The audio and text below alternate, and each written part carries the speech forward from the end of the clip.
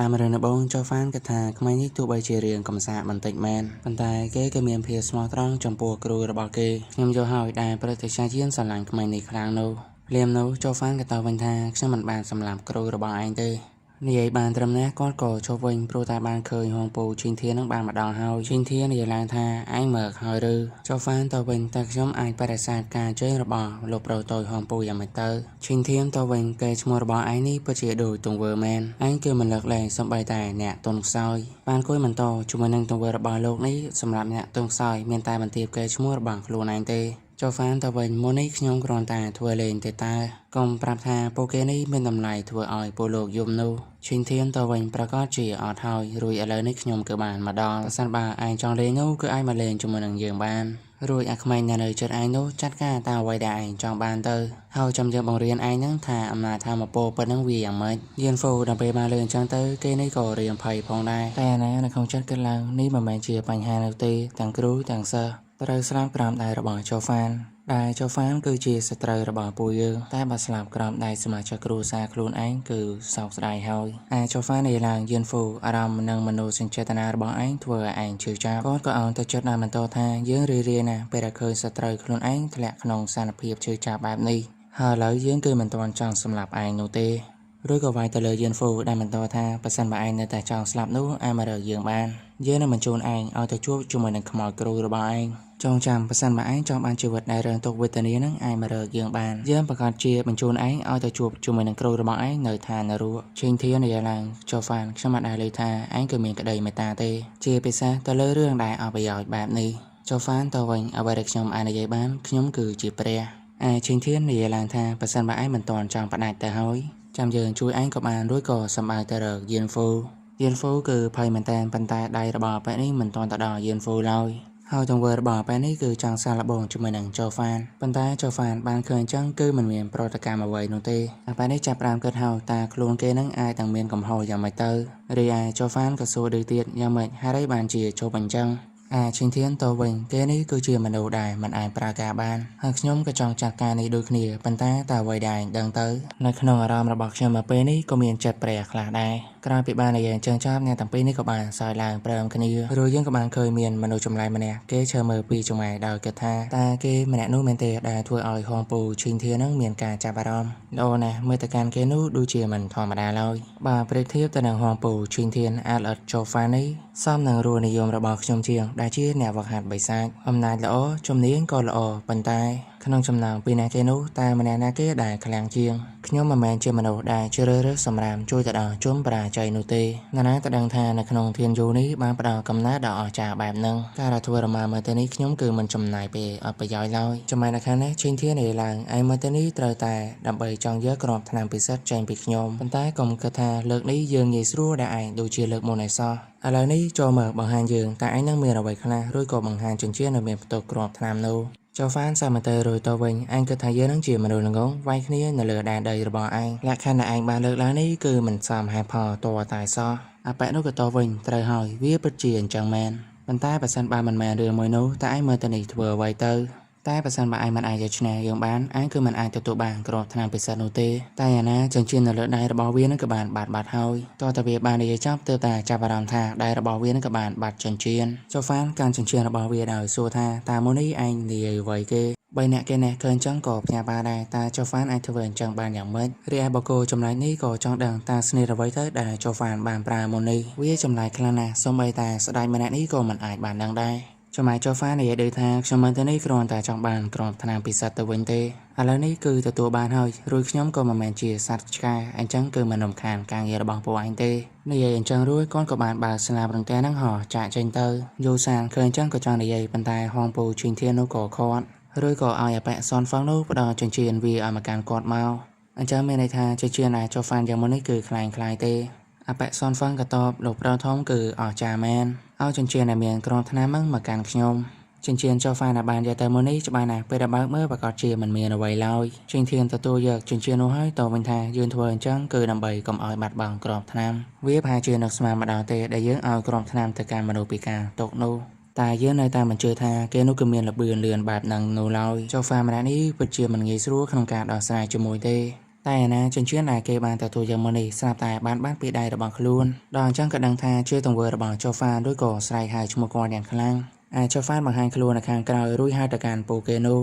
ព្រមទាំងសួរដូចថាតែពួកឯងហៅឈ្មោះរបស់ខ្ញុំហ្នឹងមានការអីពួកគេនោះនិយាយថាគឺជាឯងជូហ្វានទៅវិញត្រូវហើយតែខ្ញុំហ្នឹងធ្វើអ្វីជាមួយនឹងចិញ្ចៀនខ្លាំងៗមួយនោះលោកប្រតយហងពូណានាទៅដឹងថាលោកមានការភ័យខ្លាចបែបហ្នឹងហើយខ្ញុំមើលទៅនេះឲ្យយកគ្រាប់ថ្នាំតែបែរជាបោកប្រាស់ខ្ញុំទៅវិញប្រហែលជាមើលទៅលោកអ្វីដែលធ្វើមុនហ្នឹងប្រហែលជាខ្លាចចាញ់ហើយជាងធានទៅវិញយើងមិនដែលនិយាយថាគ្រាប់ថ្នាំនៅលើខ្លួនរបស់យើងទេយើងគ្រាន់តែបង្ហាញចិញ្ចៀនរបស់យើងតែប៉ុណ្ណោះណានាទៅដឹងថាឯងល្ងងឬយកវាធ្វើអ្វីរួចឥឡូវបែរជាមកនិយាយថាយើងហ្នឹងគឺជាមនុស្សបោកប្រាស់ទៅវិញចុះហ្វានតបថាពិតជាពូកែប្រាសម្ដីបោកប្រាស់មែនតែអាណាឥឡូវនេះខ្ញុំទទួលបានគ្រាប់ថ្នាំហើយរួចលើកនេះដែរខ្ញុំនឹងសុំលាទៅមែនទែនជួបគ្នានៅពេលក្រោយរួចជូហ្វានក៏បានខ្លួនទៅពួកគេឃើញចឹងក៏ឆ្ងល់ពីបច្ចេកទេសដែលជូហ្វានបានប្រ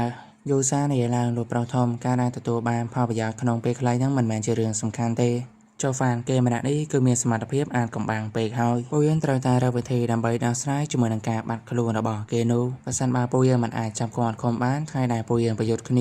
គេប្រកាសជាចាត់ការពួកយើងម្ដងម្នាក់ទាំងដែលពួកយើងមិនអាចធ្វើអ្វីបានទៅលើគេឡើយឈិងធានបានលើកសម្ដីទាំងអស់នេះហើយតបវិញថាមិនអីនោះទេលោកឡើងវូឆាងក៏បានទូទាយរឿងនេះរួចជាស្រេចផែនការដំបូងរបស់ពួកយើងមិនមែនដោះស្រាយជាមួយនឹងក្មេងនោះទេយូសានលឿនចឹងក៏យល់រួចក៏ចាប់ផ្ដើមប្រមូលផ្ដុំគ្នាដែលបានបែកខ្ញែកនោះមកវិញនឹងប្រាប់ឲ្យពួកគេនោះឲ្យមានការប្រុងប្រយ័ត្នជាងមុនឈិងធានតបថាមិនចាំបាច់ទេជូហ្វានបានបន្លាយពួកគេនោះហើយពួកគេមិនអាចប្រើបានទេនោះទេឲ្យពួកគេស្លាប់នៅលើភ្នំសត្វវិញ្ញាណនេះទៅស្វែងរកអ្នកក្រៅបង្គាប់របស់ពួកយើងដែលបាត់ខ្លួនឲ្យពួកគេនោះមកជួយពួកយើងជំនួសវិញ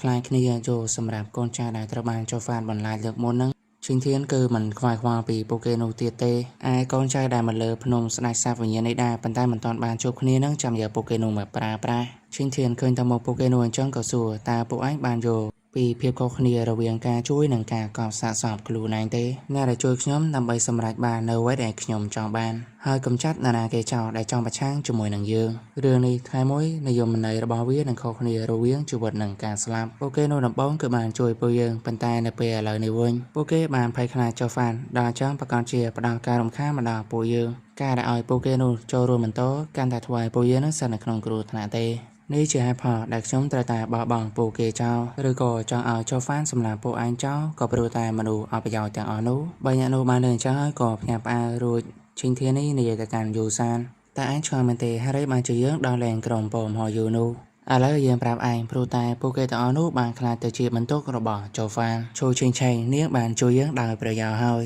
យវានឹងជួយឲ្យពួកយើងមានឱកាសអាចចាត់ការជាមួយនឹងអាឡុតនោះបានយ៉ាងល្អច្បាស់ណាស់ជាក់ស្ដែងនេះគឺជាអន្ទាក់ប៉ុន្តែជូហ្វាននោះគ្មានជំរឿទេមានតែចូលមកខាងក្នុងជូហ្វាននៅខាងនេះកំពុងតែគិតតើគេនោះបានមើលឃើញមែនទេដែលបច្ឈិនធាននោះបំរុងនឹងវាប្រហារទៅកាន់យិនហ្វូគិតថាយិនហ្វូនឹងអាចនឹងមានទំនាក់ទំនងល្អជាមួយនឹងជូហ្វានដល់អញ្ចឹងក៏គិតថាបែបនេះខូខើវានឹងសម្លាប់នរណាគេដែលវាសង្ស័យដែលมันអាចបង្កើតកំហុសនឹងមកដល់វាបាននោះទេបើទៅតាមទស្សនៈនៅក្នុងសង្គ្រាមនៅពេលនេះខ្ញុំមិនអាចធ្វើអ្វីបាននោះទេមានតែទទួលយកធ្វើទៅតាមការរៀបចំរបស់ពួកវានោះខ្ញុំនិយាយថាផ្លូវបិសាចវាគឺខូខើនិងគ្មានធម៌មេត្តាធ្វើរមាចូលទៅក្នុងសមរភូមិមានបន្ទុកជាច្រើនដែលត្រូវការពារវាគឺពិបាកណាស់ខ្ញុំមានតែស្វែងរកកូនសោឲ្យពួកគេចាក់ចេញពីទីនេះឲ្យឆាប់តាមតែអាចធ្វើទៅបានមានតែពេលនោះមកដល់ទេទើបខ្ញុំអាចធ្វើសកម្មភាពបានដោយសេរីក្រោយមកជូហ្វានក៏បានធ្វើរមាមកដល់ទីកន្លែងរបស់សម្ព័ន្ធមិត្តវិញពួកគេទាំងអស់គ្នានេះក៏បានរងចាំជូហ្វានរួចជាស្រេចជូហ្វានក៏សួរតើនរណាគេដែលជាអ្នករក្សាទុកគ្រាប់ថ្នាំពិសិដ្ឋនេះ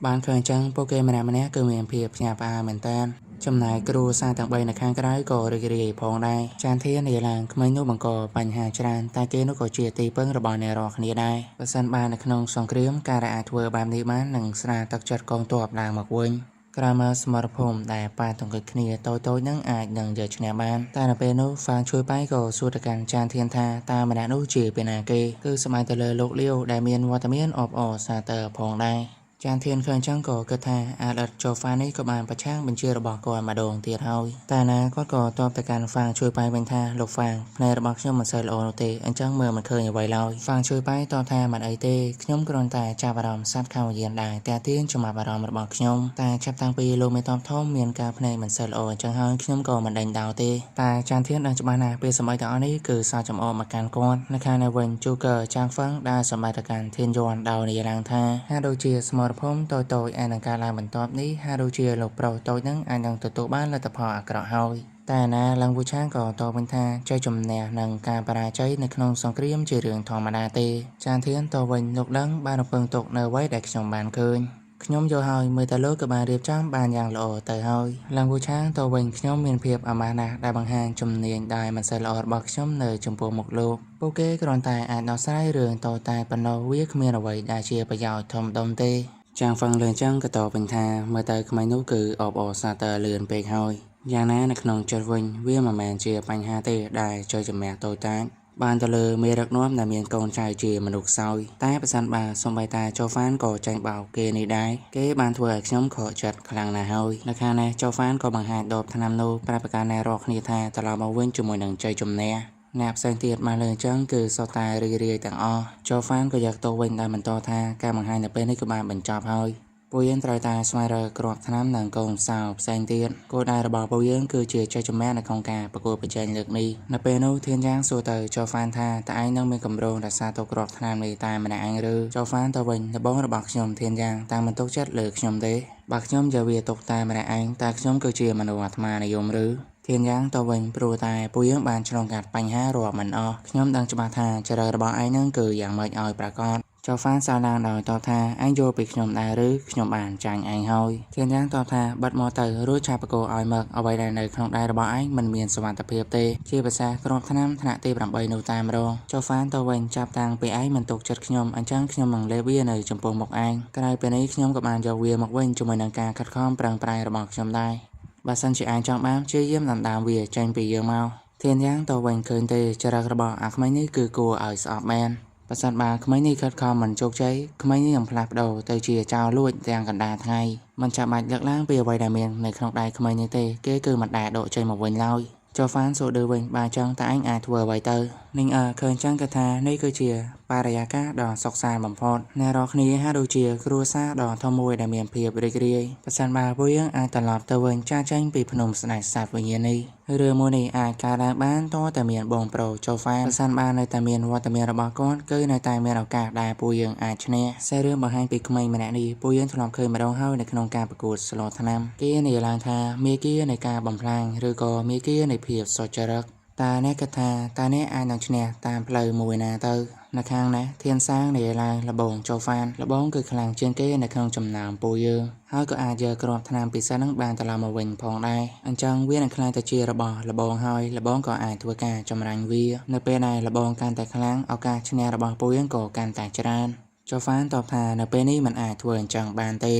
តើលោកពិតជាគិតថាហងពូឈិញធានរងចាំខ្ញុំ8ថ្ងៃឲ្យខ្ញុំទៅយកគ្រាប់ថ្នាំនោះម្ដេចបានជាគេមិនលេបយកខ្លួនឯងទៅចាំបាច់ឲ្យខ្ញុំទៅលួចធ្វើអ្វីក៏ព្រោះតែគេនោះមិនហ៊ានលេបយកនោះទេបានលើអញ្ចឹងអ្នកផ្សេងទៀតក៏រៀងឆ្ងល់ចូហ្វានបន្តវាត្រូវការពេលយូរណាស់ដើម្បីអាចស្រូបវាបានទាំងស្រុងប្រសិនបើមានសត្រូវចូលមករំខាននោះអ្វីគ្រប់យ៉ាងនឹងប្រែទៅជាអាសាបងគ្រោះថ្នាក់វិញគឺរឿងទុកមិនតិចនោះទេអញ្ចឹងមុនពេលដែលលទ្ធផលមិនទាន់នឹងបានចេញមកមិនមាននរណាគេម្នាក់ហ៊ានលេបយកគ្រាប់ថ្នាំនៅកំឡុងពេលនេះឡើយធានសាងតបថាប្រសិនបើមិនមានការប្រមានរបស់លបងពួកយើងប្រហែលជាលេបយកបាត់ហើយនៅពេលនោះខ្ញុំខ្លាចថាសត្រូវនឹងឆ្លៀតអត្ថប្រយោជន៍មួយនេះមកវាបហាពួកយើងចូហ្វានក៏នៅក្នុងចិត្តថាគួរឲ្យស្ដាយលោកនេះគឺគិតច្រើនពេកហើយហងពូឈិញធាននៅតែពឹងផ្អែកទៅលើពួកលោកដើម្បីងាយស្រួលគ្រប់គ្រងខ្ញុំមិនចាំបាច់ដឹកឡើងប្រសិនបើពួកលោកមានគ្រាប់ថ្នាំហើយចង់ធ្វើការលេបយកនោះទេគឺថាมันមានឱកាសនោះកើតឡើងឡើយខណៈពេលនោះដែរក៏មានមនុស្សម្នាក់រត់ចូលមកធ្វើការរាយការណ៍លោកប្រុសតូចពួកយើងក៏បានរកឃើញទីកន្លែងគ្រាប់ថ្នាំពិសិដ្ឋនោះទី2ហើយសិញយន្តលឿនចឹងក៏សួរតើវានៅទីណាទៅគេក៏ប្រាប់ថាគ្រាប់ថ្នាំនោះគឺស្ថិតនៅក្នុងសម្បុកដ៏ជ្រៅរបស់សត្វខាមយានថ្នាក់ទី3ឈ្មោះរបស់វានោះគឺជាក្រពើឈាមសិញយន្តសួរបន្តសម្បុកសត្វក្រពើឈាមតើវាមានចំនួនប៉ុន្មានដែរនៅទីនោះគេក៏តបថាខ្ញុំមិនច្បាស់នោះទេតែបើតាមការប៉ាន់ស្មានវានៅចន្លោះ30000ក្បាលសិញយន្តលឿនចឹងគិតហើយក្រពើឈាម30000ក្បាលមិនចាំបាច់លើកឡើងពីអ្នកវឹកហាត់កម្រិតទី5 10នាក់ទេឬក៏អ្នកវឹកហាត់កម្រិតទី4 100នាក់ទេចង់ចាក់ចែងហ្នឹងក៏រឿងរបួសយ៉ាងធ្ងន់ដែរគ្នារបស់ពួកយើងគឺមានតែ2ទៅ3000នាក់ប៉ុណ្ណោះប៉ុន្តែចូហ្វានលើអញ្ចឹងក៏និយាយឡើងនាំផ្លូវទៅសិញយន្តក៏សួរតើលបងចូហ្វានអាចធ្វើបានដែរឬចូហ្វានសើបន្តិចរួចតវិញថានៅពេលដែលទៅដល់ហ្នឹងគឺដឹងហើយក្រោយមកយើងក៏បានឃើញក្រុមចូហ្វាននេះបានធ្វើដំណើរឆ្លងកាត់ស្មៅខ្ពស់ เจ้าฟ้านก็ซัวเมียนไอเมนเตตาโลกมาได้เคยเอาไว้มุ้ยในตามเพลย์ทัวร์มาหรือสิ่งย้อนตัวเวงกลายปูเยอะมันแมนอะไรไปหยับเตอสไวร์กรอบธนามปีศาจเตเป็นนี้ปูยังจะหมายเปจรางไปเข้าในตามเพลย์นูประสันบาฮองปูชิงเทียนสไวร์เคยเวงเวียมันจอบเตเจ้าฟ้านตัวเวงกลายนี้จีให้พอได้ปูยังเตยคอมเปรังคลางเจือมนมันจังไอเจ้าฟ้านกัดลางกรอบธนามปีศาจนี้คือจีรางวัลดาทอมได้เมียในขนมสมรภูมิจงกลายเวซามให้พอได้มนุษย์กรุ๊ปนี้จองบานเวียนู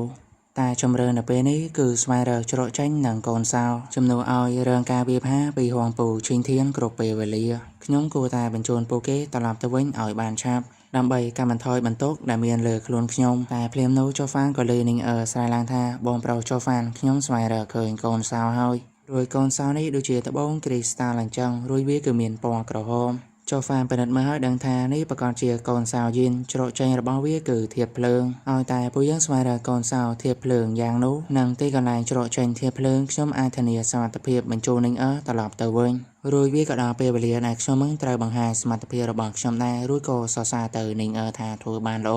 เป็นนูสิงโจเนลังเอานิ่งนังสไวร์กรอบทำเตอคือโลเชียงมันจะมาทัวรุเชียประดาวิอามาการปูยืงนูเตตกเวียดูเชียระบังคลูไนเตอนิ่งตัวเวงขยมมันจางบางกรอบธนามอาจกำบางใส่เกนูเตนู้คือเชียกำเนิดระบาโลกขยมกรอนแต่ขวาเปียไว้ได้บอมเปล่าโจฟานจางบางปันโนโจฟานเอาไปเลยจังก่อเรียงจำหลายจัดพงได้สิ่งย้อนต่อทานหน้าเนียงนิ่งคือโยจะล้อมเฮยจงเป็นกำลังระบาระบงโจฟานตาก็นั่งจางบางกอนสาวทัวไว้เตียนเมียนตามนุษย์กำซาเตได้จางบางกอนสาวนูขณะเป็นได้มนุษย์ได้เมียนจรักดูเชียระบงโจฟานประกอบเชียจาบารามจางบ้านกรอบธนามปิศาจนู้เจียงเฮยแต่ขยมในใหญ่ไตรได้เต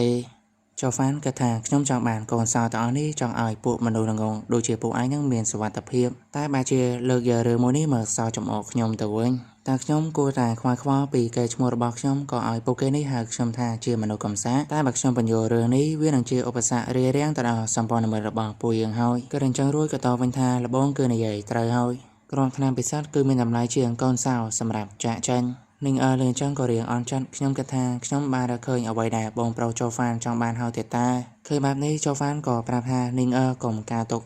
ใต้ขณะเป็นนายโจฟานจองปัญโยนุก็มีเอาไว้เมียงที่ฮอสัมบามาการก้อนบานเดินจังโจฟานก็บานจับเยอะเมื่อเตยก็เคยทานี่คือเชียกอนสาวเทียดโลหะยินโจฟานเดินจังก็เงียเตยตานานาเกจโลบานปดอวีเอามาการก้อนเดินจังตาเงียเตยบานจะเคยเชิงเชนตะวันตะมอระบอเลี้ยงดูเชียกลมโจฟานนะพิมพ์นู้เนี่ยก็ได้นิ่งเตยจมวยดาวปราบทามาคาในเมื่อผู้ยังเตยสไวร์กลมสาวแสงเตียดนิ่งตอบทาตาโน้มาแมนเจอไว้ได้บอมเปล่าโจฟานจองบานเชียงเกเตเชิงเชนตัววินชกว่าปีมโนได้เบาปราโนเตียเตอโจฟานเอาไปเคยจังคือมันเจอโนเตเนี่ยได้โยปีโกบมโนระบกอดบาเชียขมายใส่ปีเนี่ยในตัววินสิ่งโยในลางทานิ่งเตยเชียขมายใส่ได้มันดังโยเข้าปีโกบมโนระบโจฟานแต่มันจะปอมชูบาเชียเตยทัวเรือจังตัววินมาได้บ้านเชียงเตยจำหน่ายไปเอาไปย้อยเรือโมนีโจฟานตอบทาบาโลสัวขยมเอาขยมมันแต่สัวปีนาเกเตยเฮาโจฟานกัดลางขยมรอดงตายตาทัวสกรรมเพียบตายมันเนี่ยเองวิปิบานะได้เอาแนวรอคณีนั่งโยปีกาเกิดระบอกขยมปันตาเลยขมายใส่ปีนานี้บ้านโยดังดูคณีในขนมเปแต่มวยตานี้คือเชื่อไว้ได้เกบานไฮทาเจียกูจิวรือดอนจังก็เรียงเอาสมัยมันเตยก็มันโตตาวิอาตรูอย่างมัดขยมคือเชียแนวประหัดใบซ้ายได้ขมีนแบบโดงตาขยมอาตตัวบานกูสนานั่งอย่างมันเตยปันตาอารามนี้คือมันอ่อนโนเตคือมันอ่อนปันมาลอยมันนั่งจ้างไอ้หนักเมียนสังซากลายมาโปเกกับบานทัวร์มาดาวตีกันลายมวยดูจีเมียนตักเชื่อมันจังปันตาหน่อยเต้นี้มันเมียนสมใบตากับเปอร์เชื่อมสมใบตาเหมือนกับบ้าดอนจังซิงย้อนโกโซมันแจเตอร์แนกราวมังกรประบอกเกมันแนนุตอมทาจะบ้านหน้าหลบเราลองขยมคือมันก็เหาะโลกเตเวโมนักขยมบานมาดาวเต้นี้เคยกับเปอร์เชื่อมรัวปอนกับบ้าเรื่อยก่อเคยเมียนกอนดอบตัวมวยในจอมกันดาโปเกนูเจ้าฟานบานเลือนจังเฮาก่อปราบเอาแนวรอคนี้นั่งมันโตดมาตะหมกเตียนแต่เพลียมโนสำแรงฮองปูชิงเทียนก็มันลือลางยืดแน่แหนกชอบมาโรงจานปูไอเนยตีกันไล่มูนี่จรานชนามเฮยปนมาแนนี่ก็พยาบาตาซาจำไล่เมื่อเตนิทัวไวเตอร์ชิงเทียนมันต่อกรอบธนามเลิกโมโนยืงอ่อยแต่ซาโตปันแต่เลิกนี้คือเชื่อระบอยยืงเฮยข้างแกนี่มาเลยจังก็เมื่อมุกนี้เฮาก็ชอได้ตาไปนี่บานระเคยอย่างเมื่อ ចៅហ្វានក៏រាយឡើងល្អមិនចាំបាច់នាំគ្នាសង្ស័យទេខ្ញុំគឺជាអ្នកប្រាប់គេពីរឿងមួយនេះពួកគេនៅបានលឺអញ្ចឹងក៏ឆ្ងល់ហើយក៏ស្រែកសួរថាធ្វើអញ្ចឹងដើម្បីអ្វីធានយ៉ាងក៏ខាត់បងគេថាចៅហ្វាននឹងនិយាយមិនសមហេតុផលទេជាមួយនឹងចៅហ្វានដែលជាអ្នកខ្លាំងជាងគេក្នុងចំណោមពួកយើងបើសិនបើចៅហ្វានចង់ធ្វើជាជនបង្កប់នោះគេធ្វើតាំងពីដំបូងមកម្ល៉េះចាំបាយអ្វីដែលឲ្យចៅហ្វានប្រើប្រាស់ល្បិចស្មុគស្មាញអញ្ចឹងភ្លាមនោះយន្តហែងនិយាយឡើងលបងចៅហ្វានព្យាយាមព្រមានពួកយើងការដែលសង្ស័យគ្នានឹងធ្វើឲ្យពួកយើងធ្លាក់ចូលទៅក្នុងអន្ទះរបស់សត្រូវកាន់តែធ្វើឲ្យពួកយើងនឹងចុកខ្សោយរឿងជនបង្កប់មួយនេះចាំនិយាយគ្នានៅពេលក្រោយឥឡូវវាជាពេលដែលពួកយើងទាំងអស់គ្នារួមដៃដើម្បីប្រយុទ្ធពួកគេនេះដល់អញ្ចឹងគិតថាចៅហ្វានអាក្រក់នឹងពោពេញទៅដោយល្បិចកលគេម្នាក់ឯងអាចគ្រប់គ្រងសារភាពបានទាំងមូលសូម្បីតែលោកប្រុសតូចរបស់គេក៏មិនទាន់បានដំណែងជាមេគ្រួសារពេញលេញដែរគេសុកចិត្តរស់នៅជាកូនធរទី5របស់លោកមេតបឌូគូចានធានឆ្លៀតយកកេរឈ្មោះនេះដើម្បីឲ្យគ្រួសារលោកកាន់តែរីកចម្រើនហើយយន្តហែងនិយាយឡើងលបងចៅហ្វានមានអ្វីម្យ៉ាងដែលមិនស្រួលនៅទីនេះទីកន្លែងនេះងាយស្រួលក្នុងការលួចវាឆ្មក់ពួកយើងត្រូវតែបន្ថែមការប្រុងប្រយ័ត្នទៀតចៅហ្វានក៏សួរតែនៅក្នុងការភ្នែករបស់ឯងគិតថាពួកគេនោះនឹងធ្វើអ្វីទៅយន្តហែងតបថាពួកគេនឹងវាឆ្មក់ពួកយើងពីជំហៀងទាំងសងខាងរួចក៏លួចវាឆ្មក់ពីខាងក្រោយផងដែរចៅហ្វានលើអញ្ចឹងតបថាឯងគឺរៀនបានល្អណាស់ចេញមកពីតាចារ្យម្នាក់នោះ